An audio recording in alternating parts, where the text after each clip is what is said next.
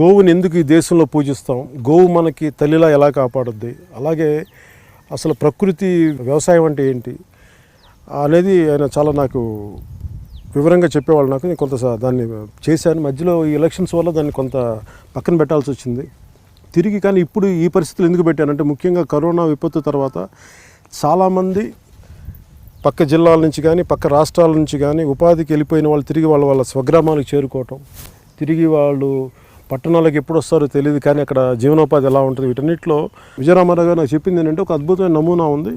ప్రతి ఒక కుటుంబానికి ఒక 50x50 అడుగుల్లో, అంటే 50 అడుగులు పొడవు 50 అడుగులు వెడల్పు ఉండి ఇట్లా ఒక చతురస్రాకారంలో ఉండే భూమిలో ఎంత ఆదాయం పండుద్ది, ఒక కుటుంబం నలుగురు చేసుకుంటే ఎంత ఆదాయం వస్తుంది, ఎంతో స్వశక్తి పెరుగుద్ది వాళ్ళకి అనే దాని మీద మేము మాట్లాడుకుంటూ వస్తే నేనేమనుకున్నానంటే, ముఖ్యంగా నా వ్యవసాయ క్షేత్రంలోనే ఒక 5-6